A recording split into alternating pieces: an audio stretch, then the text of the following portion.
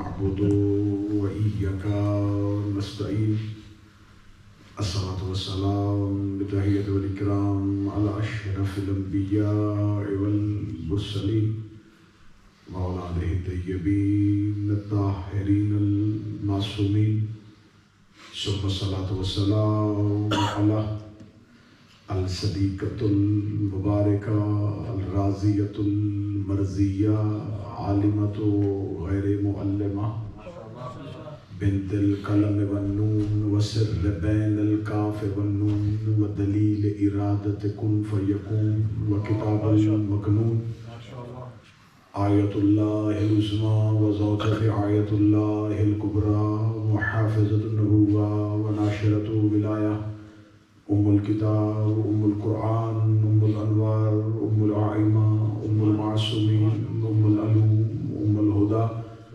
أم الحسن أم الحسين أم المحسن أم العباس أم أبيها السيدة فاطمة الزهراء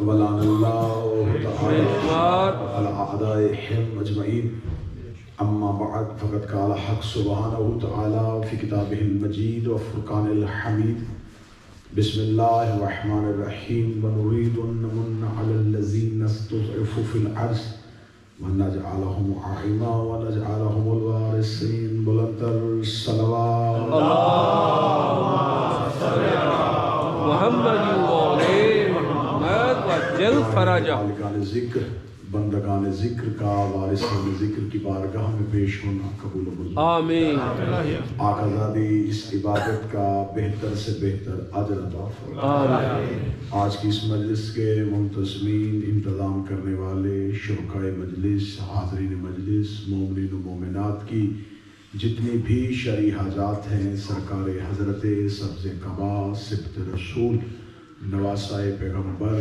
سرکار امام مجتبیٰ صلوات اللہ علیہ کی عزت کے طفیل وہ دعائیں اپنی بارگاہ میں قبول و منظور فرمائے عیسیٰ عباس جو روح صحت ہے میرا مالک اسے مکمل صحت آمین اور جو بھی آپ حضرات کے مجنین کے بیمار ہیں میرا مالک سب کو شفائے کاملہ واجلہ نصیب ہمارے گناہوں کو معاف کرتے ہوئے ہماری توبہ کو قبول کرتے ہوئے ہمیں معرفت آل محمد عطا فرمائے ولایت آل رسول عطا فرمائے آقا کے ظہور میں تاجیل فرمائے دعاؤں کی قبولیت کے لیے مل کے بآواز بلند صلوات فرمائے اللهم صل على محمد وعلى محمد وعجل فرجا میں نے آپ کے سامنے جس آقا سے منسوب یہ مجلس ہے انہی کے فضائل تلاوت کرنے کے لیے اللہ کے قرآن سے ایک آیہ کریمہ کا سہارا لیا ہے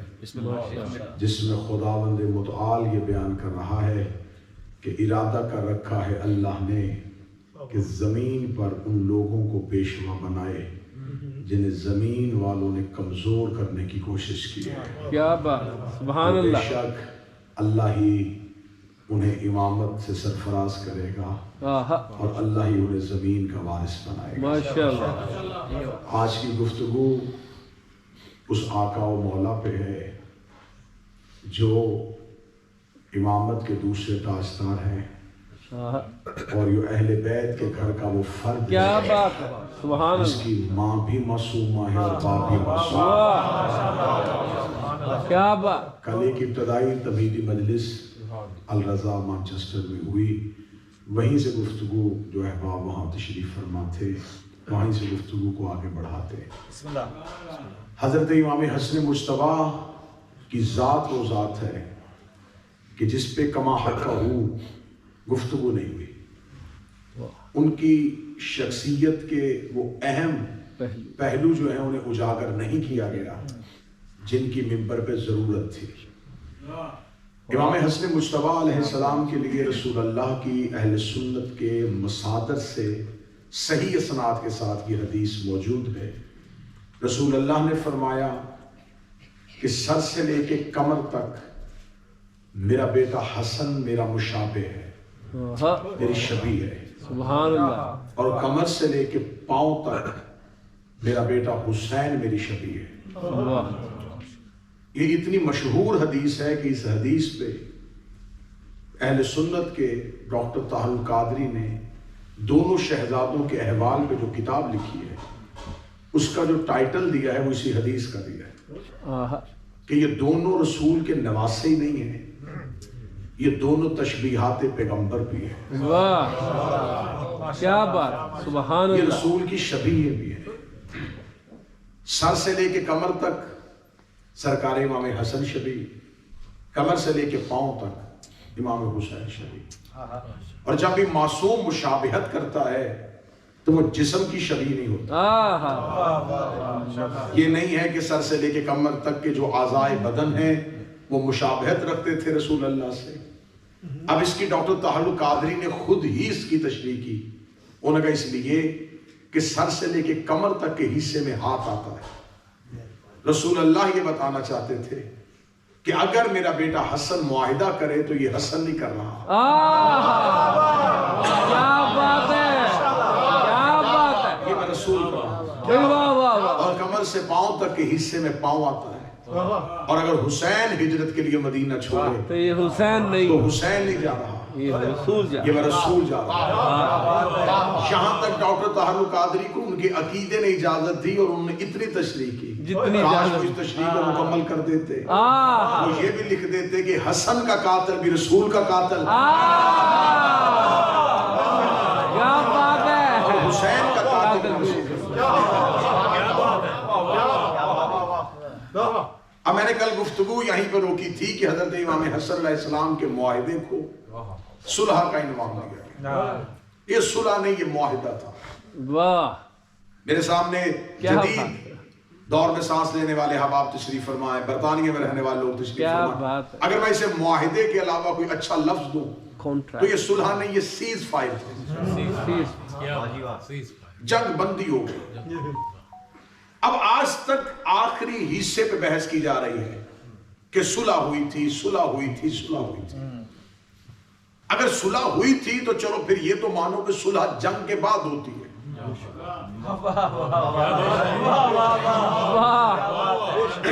محبت میں صلح کیسی؟ کیا بات. آپ آخری حصے پہ غور نہ کریں، آپ یہ سمجھیں، یہ آپ میں کہوں گا تو اس سے مخاطب اغیار ہے کہ جب مسلمان یہ کہتے ہیں کہ امام حسن کی صلح ہوئی تھی، ہم صلح پہ بعد میں آئیں گے.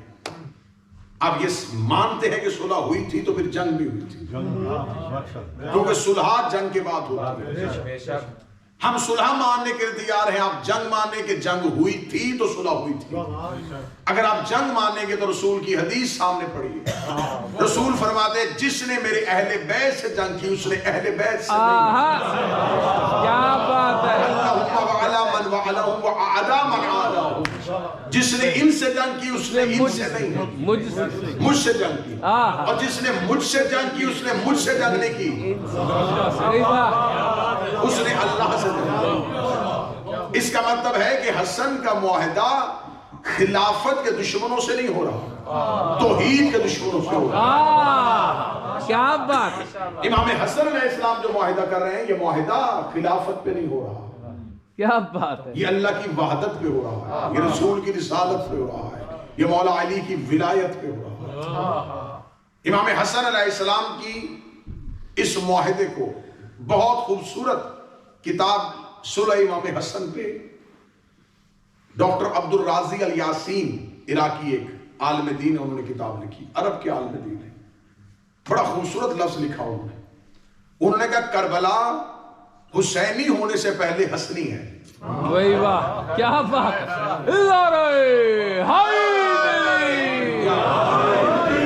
کیا بات ہے. پہلے حسنی ہے، کیا بات. پھر حسینی. واہ واہ.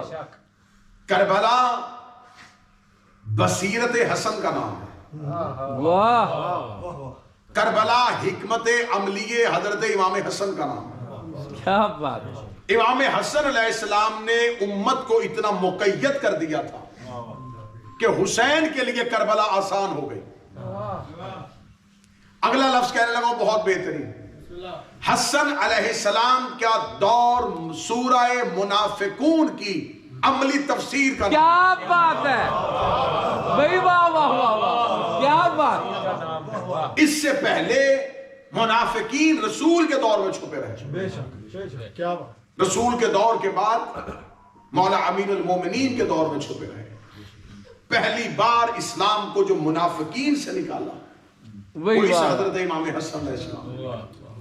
اب مجھے اس کے اہداف پڑھنے ہیں، مجھے اس کی وجوہات پڑھنی ہے کہ آخر کیا ضرورت پڑی تھی، آخر امام حسن علیہ السلام سے جنگ کیوں کی جا رہی تھی. ہم اسے کبھی بھی، میں نے کل کی مجلس میں بھی کہا تھا، آج پھر کہہ رہا ہوں، اسے عقیدہ بنائیں کہ امام حسن کے اس عنوان کو ہم صلح نہیں کہیں گے، اسے معاہدہ کہیں. معاہدہ. اگر یہ صلح ہے تو ایک صلح رسول نے بھی کی تھی، وہ صلح حدیبیہ، وہ مشرکین مکہ سے ہوئی تھی. اگر تو رسول نے مشرکین مکہ سے صلح کر لی تھی تو پھر سمجھے کہ امام حسن نے بھی کر لی تھی. کیا رسول اللہ نے مکہ کے مشرکین کے ساتھ صلح کر لی تھی اور دوستی ہو گئی تھی؟ نہیں، مشروط ایک معاہدہ ہوا تھا. رسول اللہ نے ایک شرائط رکھی تھی، وہ شرطیں آج بھی کتابوں میں درج ہے. اب یہ معاہدہ کس کے ساتھ ہو رہا ہے؟ یہ معاہدہ ہو رہا ہے حاکم شام کے ساتھ. اب اس کی گہرائی میں جانا ہے مجھے آج کی گفتگو پہ. بسم اللہ بسم اللہ. امام حسن کو کیا وجوہات تھی، کیا مجبوری تھی کہ حاکم شام کے ساتھ معاہدہ کرنا پڑا؟ اس لیے کہ حاکم شام جو تھا وہ شام پہ حکومت کر رہا تھا. اب ہمارا سوال تاریخ کے مورخ سے اور طالب علموں سے یہ ہے، ہمیں بتائیں کہ اس کو شام نے حکومت کس نے دی تھی؟ سیکنڈ بہت بہترین ہتھیار ہے کسی غیر کو مذہب شیعہ قبول کروانے کے لیے.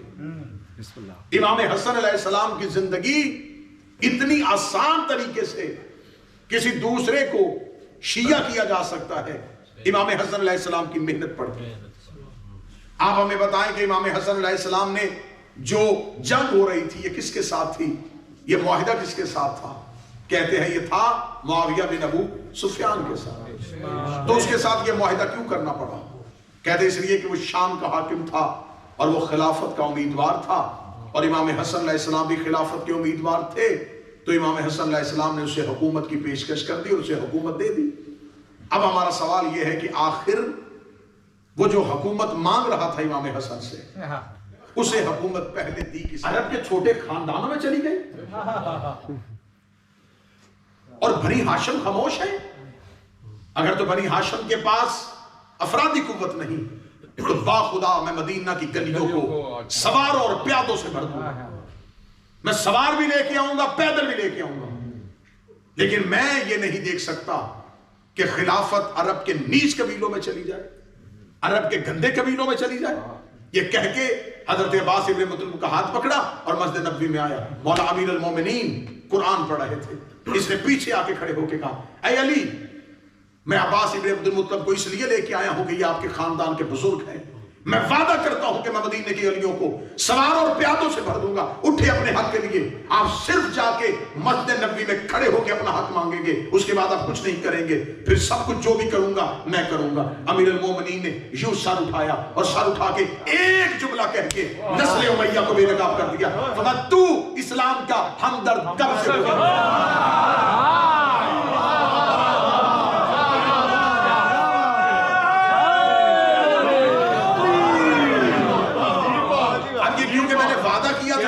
جملہ وہ دوں گا جو اہل سنت کی طرف سے، کیونکہ ویڈیو کیمرے لگے ہوئے ہیں. کوئی کل کو یہ نہ کہے کہ انہوں نے جملہ یہ کہا، یہ جملہ تو اہل. اب یہ جو جملہ ہے کہ تو اسلام کا ہمدرد کب سے ہو گیا، یہ اہل سنت تاریخ کا جملہ ہے، شیعہ تاریخ کا یہ جملہ نہیں ہے. میں نے اہل سنت کا حوالہ دیا تو میں نے جملہ بھی اہل سنت کا پڑھنا. اہل سنت کتب کا جملہ ہے کہ تو اسلام کا ہمدرد کب سے ہو گیا، جبکہ حقیقی شیعہ تاریخ کا جملہ یہ ہے کہ علی نے سر اٹھا کے کہا تو مسلمان کب سے ہو گیا.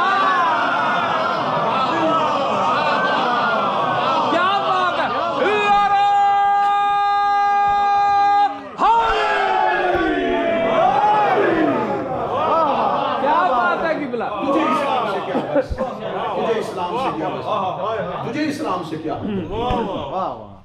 تو خلافت اسلام کی بات کر رہا ہے، تو خلافت اسلام کی بات کرنے کے لیے مسلمان بات کریں. ہائے ہائے کیا تم بات. مسلمان کب سے ہو گئے؟ اب یہ سٹیٹس ہے اس خاندان کا، کیونکہ ہم تو چاہتے ہیں کہ اس ٹاپک پہ بات ہو. ہم ہر چیز کو خاموش نہیں کروانا چاہتے کہ ہر باب بند ہو جائے، ہر باب بند ہو جائے. فتح پہ بات نہیں کرنی چاہیے، غدیر پہ بات یہ خاموش ہو جائے. میں چاہتا ہوں کہ اب یہ موضوع کھلے، ہم احسن طریقے سے بھی بات کر سکتے ہیں. ہم لوگوں کو بتائیں کہ آخر ان چیزوں کے پیچھے راز کیا ہے. صرف صلح تک نہ رکو، ہم پیچھے سے شروع کرتے ہیں. آپ ہم سے صلحوں پہ بحث کرنا چاہتے ہیں کہ دیکھیں صلح ہوئی تھی، آ جاتے ہیں صلح پہ بھی بات کر لیتے ہیں. لیکن پہلے یہ تو بات کریں کہ ان خاندانوں کی لڑائی کب سے ہوئی ہے. آخر بنی امیہ کون ہے، بنی ہاشم کون ہے. بنی امیہ اور بنی ہاشم کو سمجھ جاؤ گے تو فائدہ آپ کا ہے. آپ کو قرآن سمجھ میں آ جائے گا کہ شجرہ طیبہ کون سا ہے اور شجرہ خبیثہ. کیا بات. یہ جو خدا نے قرآن میں 2 شجروں کی بات کی ہے، وہ 2 شجرے آپ کی سمجھ میں آ جائے. موضوع پسند ہے سرکار؟ کیا بات ہے. اب یہ ہے اس خاندان کا بزرگ. رسول اللہ کی زندگی میں رسول اللہ نے اس کو کبھی بھی اسلام کے قریب نہ آنے دیا. تلقا کہا، مولفت القلوب کہا کہ بس ان کے دلوں کو نرم کرو، ان کے آگے دنیا ڈالو اور انہیں اسلام کے قریب نہ آنے دو. اسلام کی پہلی جنگیں بدر یہ اسلام کے خلاف کھڑا ہے، احد یہ اسلام کے خلاف. یہ پورا خاندان اگر ظاہری طور پہ مسلمان ہوا ہے تو وہ فتح مکہ پہ ہوا. فتح مکہ پہ یہ مسلمان ہو رہے ہیں اور صرف 2 سال پھر نبی کی زندگی ہے. ان 2 سالوں میں انہوں نے اتنا اسلام کہاں سے سیکھ لیا؟ ان کے پاس اتنا اسلام کہاں سے آ گیا کہ 2 سال قبل جو مسلمان ہوئے تھے وہ اسلام میں وارث بنے، وہ اسلام میں خلافت کے حصے دار بنے، وہ اسلام سے حکومت مانگے. فتح مکہ سے پہلے تو ان کا اسلام ثابت نہیں، اور فتح مکہ میں جو اسلام ہے وہ تلقا کہہ کے ہے. وہ ان کے دلوں کو نرم کیا جا رہا ہے صرف مال دنیا دینے کے بعد. پھر اس کے مرنے کے بعد اب اس کے بیٹے کے پاس شام کیسے آیا؟ اب جب تک یہ موضوع کھلے گا نہیں، اسرار امام حسن کے باہر کتنی بڑی جنگ لڑی ہے میرے آقا مولا حضرت امام حسن. اب انہوں نے مدینہ رسول اللہ نے آباد کر لیا. مکہ میں خاندان امیہ اور خاندان ابو سفیان ان کے پاس اب نہ کوئی عزت رہی تھی، اب نہ کافر رہے نہ مسلمان ہوئے. کافر قبول نہیں کر رہے تھے کہ ہمیں کیوں چھوڑا، اور مسلمان گلے نہیں لگا رہے تھے کہ تمہارے پاس تو اسلام ہے نہیں. اب یہاں سے رسول اللہ کے جانے کے بعد جب پہلا خلیفہ رسول کے منبر پہ غاصب ہوتا ہے اور اس کے بعد تھوڑے عرصے کے بعد دوسرا خلیفہ ہوتا ہے، تو یہ دوسرا خلیفہ اسلام کے لشکر بناتا ہے. اور وہ جو لشکر بنتے ہیں آج کہتے ہیں نا کہ انہوں نے بہت اسلام پھیلایا تھا، بہت اسلام نشر کیا تھا. کیا اسلام نشر کیا؟ اگر اسلام نشر کیا تھا تو پھر ان علاقوں میں فوجیں پہنچی ہیں، اسلام نہیں پہنچا. میں تاریخ کا کلیجہ نکال کے آپ کے سامنے رکھتا. آپ نے زمینیں فتح کی ہیں، دل فتح نہیں کیے. آپ نے جگیروں پہ قبضے کیے، آپ نے من مرضی سے زکاتیں لی ہیں، آپ نے من مرضی کے گورنر بنائے. جب دوسرا خلیفہ تخت خلافت پہ آتا ہے تو تخت خلافت پہ آنے کے بعد یہ 5 لوگوں کو ایک لشکر، بہت بڑا 10,000 کے لشکر کی سپہ سالاری دے کے بھیجتا ہے، اور بھیج کے کہتا ہے کہ اسلام شام تک نہیں پہنچا. جسے ہم آج شام یا سیریا کہتے ہیں، اس دور کا شام یہ شام نہیں تھا، کیونکہ اس شام کے ٹکڑے ہوئے اور اس کا مرکز، اس کا دارالخلافہ جو تھا وہ دمشق تھا. اس نے کہا ٹھیک ہے، میں تم 5 کو سپہ سالاری دیتا ہوں 10,000 کی، اگر تم شام فتح کر لو. تو یہ جتنے شام کے نیچے صوبے ہیں، فلسطین ہے، یہ شرجیل ابن حسنہ کو دے دینا. اگر ہمس مل جائے تو عمر ابن عاص کو دے دینا. اگر اردن مل جائے تو 5 میں اس نے حکومتیں تقسیم کر دی کہ اگر تم شام فتح کر لو تو شام فتح کرنے کے بعد اس کی جتنے بھی چھوٹے چھوٹے صوبے ہیں، جتنے چھوٹے چھوٹے ملک ہیں، یہ آپس میں تقسیم کر لینا اور خبر مدینے پہنچا دینا کہ ہم نے شام فتح کر لیا ہے۔ اب یہ چلے گئے 14 ہجری میں انہوں نے ظلم کا بازار گرم کیا اور شام فتح کر لیا۔ شام فتح کرنے کے بعد حسب تحریر خلیفہ، حسب تحریر وعدہ، انہوں نے 5 نے ٹکڑے جاگیر کے آپس میں حکومت کے تقسیم کر لی۔ جو مرکز دمشق تھا یہ کس کے حصے میں آیا؟ یہ آیا یزید بن ابو سفیان کے پاس۔ یہ ایک بہت بڑی غلط فہمی ہے جو آپ کے ذہنوں میں ابھی سے دور ہوگی تو آپ اس کا بہت اچھا جواب دے سکتے ہیں۔ ایک یزید معاویہ کا بیٹا تھا، ایک یزید معاویہ کا بھائی تھا۔ ابو سفیان کے بڑے بیٹے کا نام بھی یزید تھا اور معاویہ کے بیٹے کا نام بھی یزید تھا۔ جس نے سب سے پہلے حکومت دمشق میں قائم کی وہ یزید بن ابو سفیان تھا، معاویہ کا بڑا بھائی۔ معاویہ کا بیٹا بھی یزید ہے، معاویہ کا بھائی بھی یزید ہے۔ یہ جو ایک حدیث، گڑی ہوئی حدیث لے کے آتے ہیں نا کہ رسول اللہ نے کہا تھا جو قسطنطنیہ کو فتح کرے گا وہ جنت میں چلا جائے گا، تو فاتح قسطنطنیہ جو ہے وہ یزید ہے۔ تو وہ یزید بھی جس کا نام لیا جاتا ہے وہ یزید معاویہ کا بیٹا نہیں، وہ معاویہ کا بھائی ہے۔ اگر اس یزید کو سمجھیں گے تو یہ کیسا بیٹا ہے جو باپ سے پہلے پیدا ہو گیا ہے۔ قسطنطنیہ میں تو یہ نام ہی نہیں، یہاں پر یزید بن ابو سفیان 14 ہجری دوسری خلافت کا دور، 14 ہجری سے لے کے 23 ہجری تک 5 سال اس پہ حکومت جو ہے وہ کر رہا ہے۔ 14 سے لے کے 18 ہجری تک اس پہ مسلسل جو ہے وہ حکومت کی ہے یزید بن ابو سفیان نے، معاویہ کے بڑے بھائی نے۔ پھر یہ طاعون کے مرض میں مبتلا ہو گیا، طاعون کے مرض میں مبتلا ہو کے مر گیا۔ مرتے ہوئے یہ حکومت دمشق دے کے چلا گیا اپنے بھائی معاویہ بن ابو سفیان کو۔ اب معاویہ دمشق کے تخت پہ آ گیا، ادھر مدینے میں ابو لولو فیروز نے دوسرے خلیفہ کو قتل کر دیا، تیسرا خلیفہ تخت پہ بیٹھ گیا۔ وہ بھی بنی امیہ سے تھا اور یہ بھی بنی امیہ سے تھا۔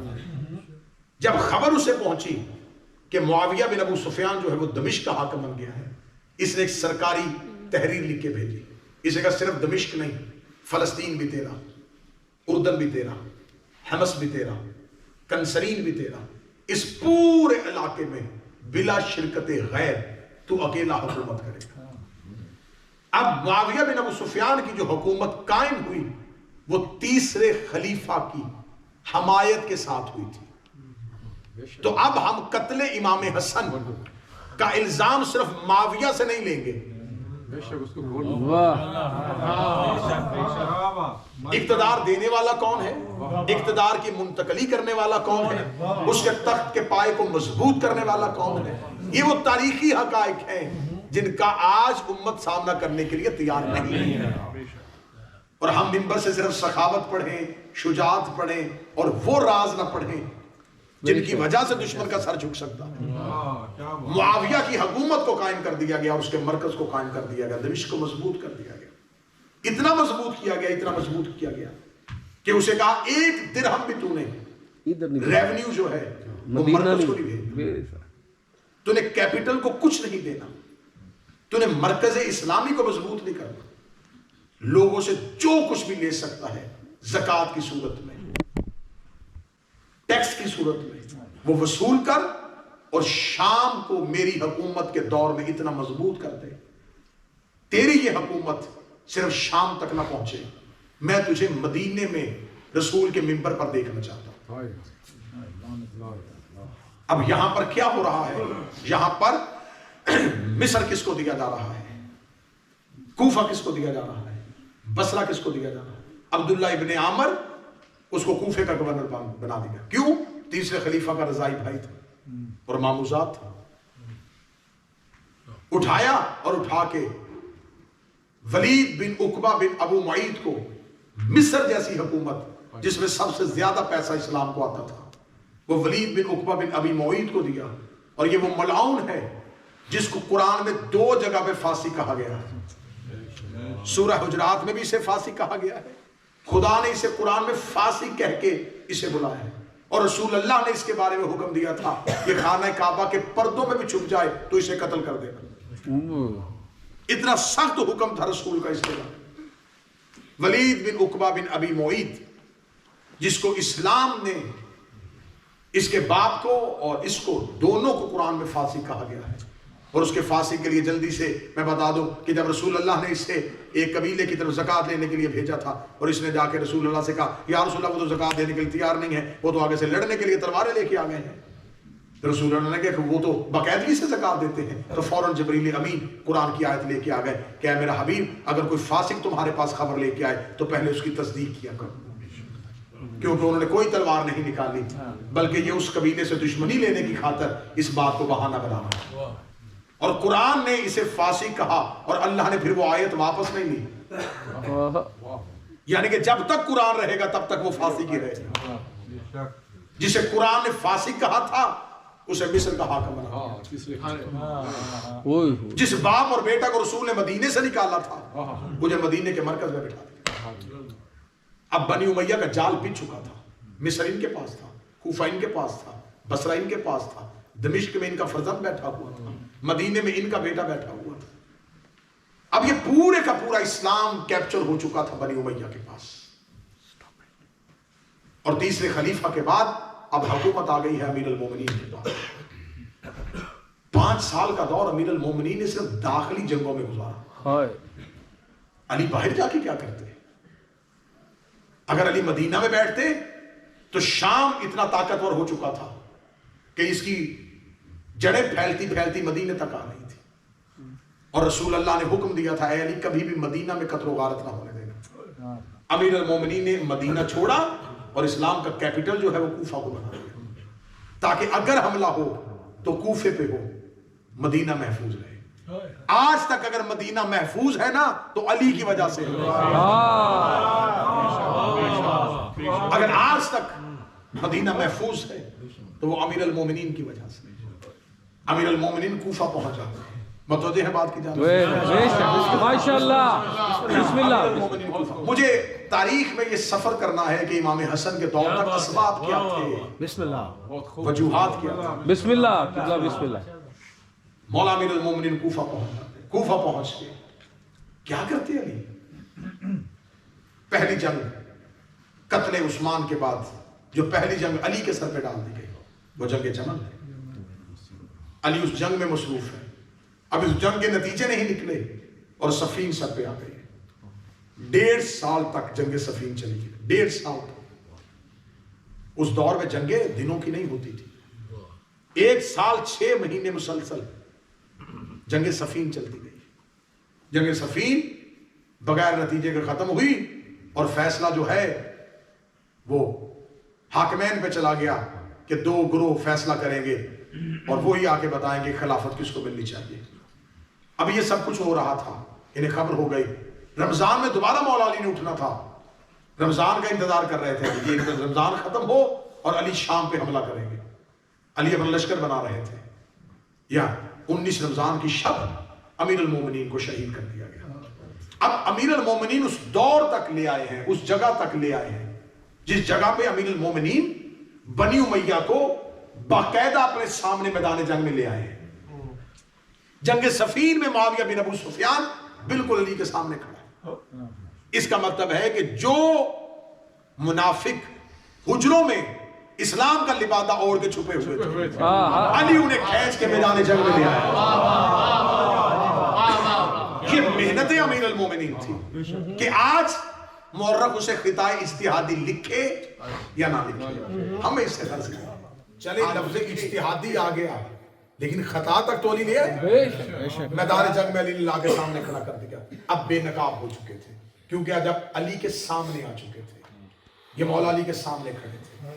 اب امام حسن کے پاس جب حکومت پہنچتی ہے اور خلافت پہنچتی ہے تو اب اسلام ایک ایسی بند گلی میں کھڑا ہے جہاں سے بنی امیہ پوری کوشش کر رہے ہیں کہ یا تو ہم پورے کا پورا اسلام اپنے ہاتھ میں لیں, اور اگر اسلام ہمارے ہاتھ میں نہیں آئے گا تو پھر ہم اسلام کسی کے پاس بھی نہیں رہنے دیں گے. ہم اسلام کا نقشہ ہی تبدیل کر دیں گے. ہم اسلام کو بالکل تباہ کر دیں گے. ہم اسلام کو بالکل برباد کر دیں گے. बनी उमैया की ये साजिश कायम हो चुकी थी। इन्होंने मुसलसल 14 हिजरी से शाम में, जैसा मैंने भी आपके सामने पढ़ा, 14 हिजरी से इन्होंने शाम में इंतजाम संभाला। और अमीर अल मोमिनीन की शहादत कब हो रही है? 40 हिजरी। 14 से लेके 40 हिजरी तक बिला शिरकत गैर इन्होंने शाम, सिर्फ शाम नहीं, पूरा इस्लाम का तीसरा हिस्सा इस्लामी सल्तनत का अपने कब्जे में लिया। और उस कब्जे में लेने के इन्होंने इस्लाम की हालत क्या कर दी थी? इन्होंने लोगों को इतना अंधा मुकल्लिद कर दिया था कि वो इनके कहने पर बुध वाले दिन भी जुमा पढ़ रहे थे। ये तारीखी हक़ाइक़ है। हमारे लाहौर में यौम हुसैन होता था, मोची दरवाजे में बहुत देर तक होता था यौम हुसैन। उसमें तमाम मसाला के उलमा जो है वो आके, और हर साल एक टॉपिक रख दिया जाता था। एक साल टॉपिक रखा था, अगर करबला न होती तो क्या होता? अली नक्कन साहब, अगर करबला न होती तो क्या होता? क्या बात। इस पे आके उलमा अपने अपने मकाले पढ़ रहे हैं। अगर करबला न होती तो ये होता, अगर करबला न होती।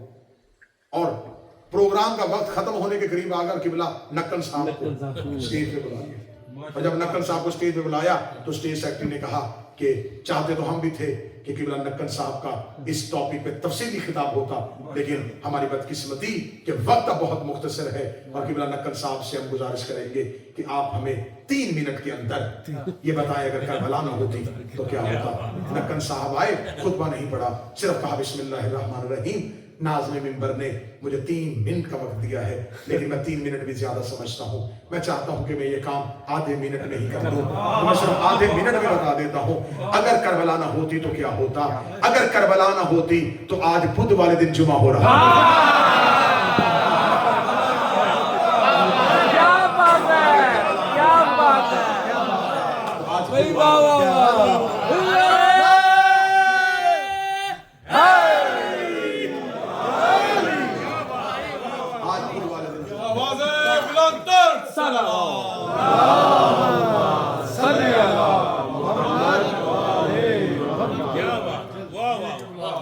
आज की तकरीर बिल्कुल खालिस्तन तारीखी हुआ है। अब इमाम हसन अलैहिस्सलाम को जब हुकूमत और खिलाफत इमाम हसन अलैहिस्सलाम के पास आई तो अब हालात इस तरह के बन चुके हैं। उधर सामने बनी उमैया है, इन्होंने 14 से लेकर 40 हिजरी तक मुसलसल मेहनत है इनकी। लोगों के ज़हन ऐसे बना लिए हैं कि वो इनके कहने पर दिन को कुरान पे हाथ रख के ऊंट और ऊंटनी की तमीज नहीं करते और गवाही दे देते हैं। इनके ज़हन बदल चुके थे। ज़हन कितने बदल चुके थे? एक छोटा सा वाकया सुन लो और तुम्हें पता चल जाएगा ज़हन कितने बदल चुके थे। ज़हन इतने बदल चुके थे, ज़हन इतने बदल चुके थे कि एक शख्स मदीने का रहने वाला शाम पहुंचा तिजारत की घर से। जब वो शाम आया, मैं तारीखी बात कर रहा हूं कि क्या इस्लाम था शाम वालों के पास, और इमाम हसन उनसे लड़ते तो क्या लड़ते, इनसे हुकूमत लेते तो क्या लेते। शाम में हालत क्या थी? मदीने का एक शख्स शाम पहुंचता है। जब वो शाम शहर में पहुंचता है तो अजान की आवाज आती है, अल्लाहु अकबर, अल्लाहु अकबर, अशहदु अन ला इलाहा इल्लल्लाह। बस मैं आखिरी फज़ाइल का जुमला, अशहदु अन ला इलाहा इल्लल्लाह, अशहदु अन ला इलाहा इल्लल्लाह, यशहदु अन्ना मुहम्मद रसूलुल्लाह। मैं गवाही देता हूं कि अल्लाह एक है, और ये गवाही देते हैं कि मोहम्मद अल्लाह का रसूल है। उसने कहा ये अजान में अशहदु अन और यशहदु अन, ये क्या? वो अजान सुन के जल्दी से जामिया मस्जिद की तरफ दौड़ता है कि ये मरकजी मस्जिद की अजान है, मैं जाके देखूं कि ये मौज़िन कौन है। जब पहुंचता है तो नमाज की जमात खड़ी हो गई है, और जब वो जमात को देखता है तो देखता है कि जो आगे नमाज पढ़ा रहा है उसका आधा बदन मुसल्ले पे है, एक टांग, और एक टांग मुसल्ले से नीचे है, और वो नमाज पढ़ा रहा है। उसे इस हालत में नमाज पढ़ाते हुए देखता है तो वो चीखता है, अजान भी कैसी, जमात भी कैसी। मैं जल्दी से जाऊं और जल्दी से जाके मुफ्ती को जाके बताऊं कि तुम्हारे शहर की जामिया मस्जिद का मौज़्ज़िन भी गलत है और पेश नमाज भी गलत है। जब वो मुफ्ती के शाम के पास पहुंचता है तो उसके सामने लोग बैठे हुए हैं और उसे आके लेके जा रहे हैं कि आपने ये जनाजा पढ़ाना है। और वो जब वो देखता है तो एक जिंदा शख्स को रस्सियों में बांधा हुआ है, और लोग उसे कहते हैं कि इसका जनाजा पढ़ाओ, और वो जनाजा पढ़ाने के लिए खड़ा हो जाता है। اور اس کا جنازہ پڑھا دیتا ہے اور لوگ اس زندہ کو دفن کرنے کے لیے قبرستان کی طرف لے کے چلے جاتے ہیں۔ جب وہ مفتی کی حالت دیکھتا ہے تو وہ کہتا ہے کہ میں قاضی کے پاس جاؤں گا جو شام کا مرکزی چیف جسٹس ہے، اس سے جا کے شکایت کروں گا کہ تمہارے شام میں اذان کیسی، تمہارے شام میں جماعت کیسی، تمہارے شام کا مفتی کیسا۔ جب وہ پہنچتا ہے تو چیف جسٹس جو ہے اس کی عدالت لگی ہوئی ہے اور اس کے سامنے قرآن کھلا ہوا ہے اور شراب کا جام پڑا ہوا ہے، اور وہ ایک گھونٹ شراب کا جام پیتا ہے اور قرآن پہ ہاتھ رکھ کے کہتا ہے میں گواہی دیتا ہوں یہ شراب۔ وہ چیخ مارتا ہے، کہتا خدا تم پہ لعنت بھیجے، خدا تم پر اپنا عذاب نازل کرے، کیا کر دیا تم نے اسلام کا، یہ کون سا اسلام ہے۔ وہ شور مچاتا ہے، قاضی کہتا ہے اسے میرے نام لے کر، کیا ہوا تمہیں؟ کہتا میں شام میں پہنچا تو اذان مختلف، جماعت مختلف، مفتی نے زندہ کا جنازہ پڑھایا، تو نے شراب پیتے ہوئے قرآن پہ گواہی دی۔ اسے کہا کیا غلط کیا؟ ابھی بلاتے ہیں، مؤذن کو بلاؤ، اس پیش نماز کو بلاؤ، اس مفتی کو بلاؤ تاکہ اس کے سوال کے جواب دیں۔ مؤذن سے پوچھا جاتا ہے کہ ہاں تو نے اذان یہ کیوں دی؟ مؤذن کہتا ہے کیونکہ ان کا مسجد کا مؤذن چھٹی پہ ہے اور میں مذہب کے اعتبار سے عیسائی ہوں، انہوں نے مجھے کہا اذان دے تو میں نے اپنے عقیدے کے مطابق اذان دی کہ اللہ ہے کہ، لیکن یہ کہتے ہیں کہ محمد اللہ۔ اس نے پیش نماز سے کہا تو اس کے سوال کا جواب دے، تیری ایک ٹانگ مصلی پہ اور دوسری نیچے کیوں تھی؟ اس نے کہا جب وقت نماز ہوا تو میرے بدن کا آدھا حصہ نجس تھا آدھا پاک تھا، نماز کا وقت جا رہا تھا، جو پاک حصہ تھا وہ میں نے مصلی پہ رکھ دیا، جو نجس تھا وہ میں نے نیچے اتار دیا۔ کیا ہوا میرے ساتھ؟ کیا غلط کیا میں نے؟ مفتی سے پوچھا کہ تو نے زندہ کا جنازہ کیوں پڑھایا؟ اس نے کہا 40 لوگوں نے آ کے گواہی دے دی تھی یہ مر چکا ہے اور ایک کہہ رہا تھا کہ میں زندہ ہوں، میں ایک ہی گواہی دیکھتا یا 40 کی گواہی؟ میں نے کثرت کو معتبر سمجھا اور اس کا جنازہ پڑھا۔ اس نے کہا سب کی بات چھوڑ، یہ سب جھوٹ اور فریب ہے، تو بتا تو نے شراب پی کے قرآن پہ گواہی کیوں دی؟ اس نے کہا ایک شخص کو میرے عدالت میں پیش کیا گیا کہ اس کے پاس سے شراب برآمد ہوئی ہے، وہ کہتا شراب نہیں سرکہ ہے، تو میں پی کے بتا رہا تھا کہ یہ شراب۔ جب یہ خبر پہنچی تو وہ دربار میں پہنچا اور دربار میں معاویہ بن ابو سفیان بیٹھا تھا۔ اس نے کہا خدا تم پہ لعنت کرے، تو نے رسول کے اسلام کو کھلونا بنا دیا۔ اس نے کہا کیا ہوا؟ اس نے کہا شام کی اذان بدلی، شام کی جماعت بدلی، شام کے مفتی بدلے، شام کا قاضی بدل گیا۔ معاویہ بن ابو سفیان نے کہکا مار کے کہا جا کے علی کو بتا دینا کہ سوچ کے حملہ کرنا، میرے پاس ایسے مسلمانوں کی کثرت ہے جو میرے کہنے پہ اسلام قبول کر رہے ہیں، ان کے پاس وہ اسلام ہے جو میں نے ان کو دیا ہے۔ جب اسلام کی یہ حالت بن چکی تھی تو اب حسن کیا کرتے ہیں؟ حسن کن سے حکومت مانگتے ہیں؟ حسن کن سے بیعت مانگتے ہیں؟ اور جو امام حسن کے پاس ہیں ان کی حالت کیا ہے؟ 20,000 کا لشکر ہے میرے مولا کے پاس، صرف 20,000 کا لشکر ہے اور سامنے 60,000 کا پہلا دستہ پہنچ گیا ہے۔ امام حسن علیہ السلام عبید اللہ ابن عباس کو 12,000 کا لشکر دے کے بھیجتے ہیں۔ عبید اللہ ابن عباس میدان جنگ میں جاتا ہے، سامنے سے عمر بن عاص آتا ہے اور آ کے کہتا ہے میں 10 لاکھ درہم دیتا ہوں تمہیں، 5 لاکھ موقع پہ، 5 لاکھ کوفے پہنچے گا تو مل جائیں گے، علی کا لشکر چھوڑ دے۔ 20,000 میں سے 12,000 سپاہی لے کے وہ امام حسن کا لشکر 5 لاکھ میں بیچ کے معاویہ کے لشکر میں شامل ہوتا، پیچھے 8,000 بچ گئے امام حسن۔ ان 8,000 میں سے 4,000 وہ ہیں جو امام حسن سے کہہ رہے ہیں کہ ہمیں آپ کی امامت پہ شک ہو رہا ہے کہ کیا ہم حق پہ ہیں یا نہیں ہیں۔ تو اے حسن اگر تو حق پہ نہ ہوا تو معاویہ کی تلوار سے پہلے ہماری تلوار تیری گردن پہ آ جائے۔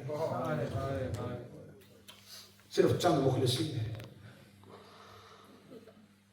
اور امام حسن علیہ السلام جو ہیں وہ کوفہ سے نکل کے پہنچ چکے ہیں۔ مقام نخیلہ پہ امام حسن کا خیمہ لگا ہوا ہے اور معاویہ کے لشکر سے ایک گروہ، ایک ڈیلیگیشن امام حسن کے پاس آتا ہے اور آ کے کہتا ہے حسن خالی ہو گیا لشکر، چلے گئے تیرے لوگ، سارا تیرا لشکر ہم نے خالی کر دیا، اکیلا رہ گیا ہے۔ اب بھی معاویہ کہتا ہے کہ اب بھی واپس پلٹ جاؤ۔ امام حسن کہتے ہیں تنہا بھی رہ جاؤں گا تو اپنے بھائیوں کے ساتھ میدان میں کھڑا ہوں گا، کبھی بھی ابو سفیان کے بیٹے کو خلیفہ تسلیم نہیں کروں گا۔ یہ امام حسن کے خیمے سے نکل کے جاتے ہیں اور باہر جا کے لوگوں سے کہتے ہیں مبارک ہو، رسول کے بیٹے سے ہمیں یہی امید تھی، اس نے معاویہ کی خلافت کو تسلیم کر لیا۔ یہ جھوٹا مکر کہہ کے چلتے ہیں، اور انہی میں سے جو امام حسن کے لشکر میں لوگ ہیں وہ امام حسن کے خیمے کا گھیراؤ کر لیتے ہیں،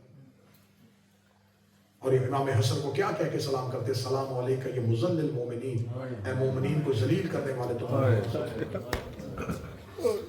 اب امام حسن کے پاس کون بچ جاتا ہے؟ صرف حسن کے بھائی، صرف علی کے بیٹے۔ امام حسن نماز کے لیے مصلی پہ آتے ہیں اور پیچھے نماز پڑھنے والے مصلی کھینچ دھکا دے کے رسول کے بیٹے کو زمین پہ گرایا۔ ایک شخص کا خنجر امام حسن کی ران پہ، یا حسین کی چیخ آتی ہے عباس کو بلاؤ۔ توبہ کے گھر میں مسلم بن عقیل نے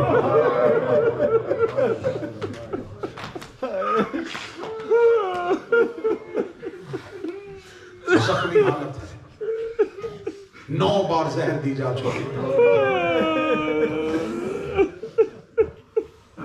بہت تفصیل مضمون تھا، لیکن کیونکہ حیدریہ بریڈ فورڈ میں بھی آج تابوت ہے، میں دیر کر گیا، بس آخری 5 سے 7 منٹ غربت حسن کا جملہ پڑھا۔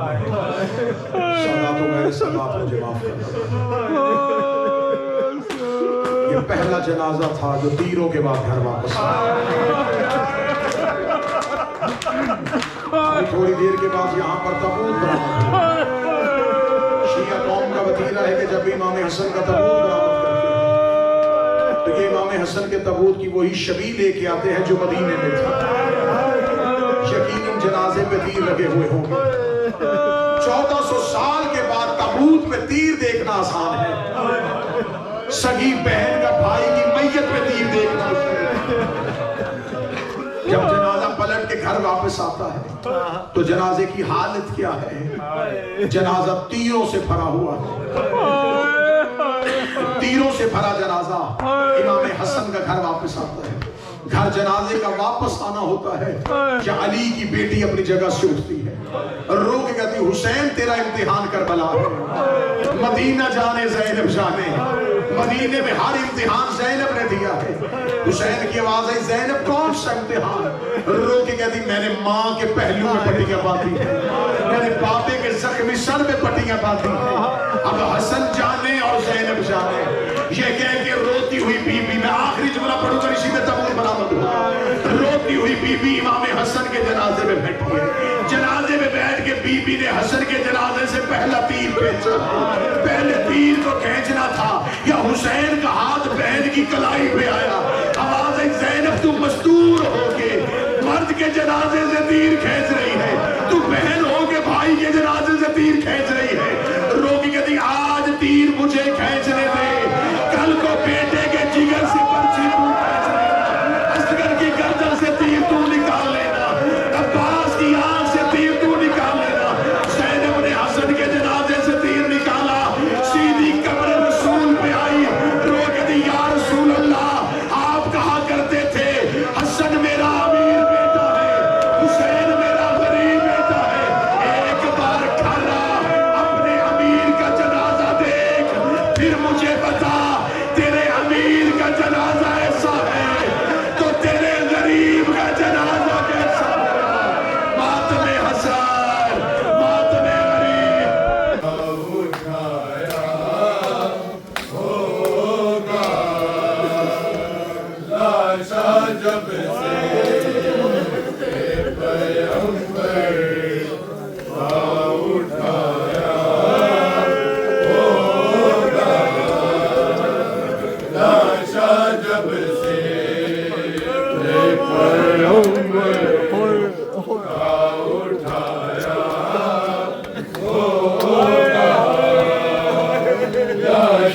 جب سے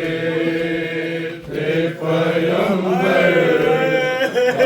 اٹھایا ہوگا، لاشا جب سے پیغمبر کا اٹھایا ہوگا، لاشا جب سے کا اٹھایا ہوگا آئے تیر کر دیا رو رو کے جنازے چوں آئے تیر کر دیا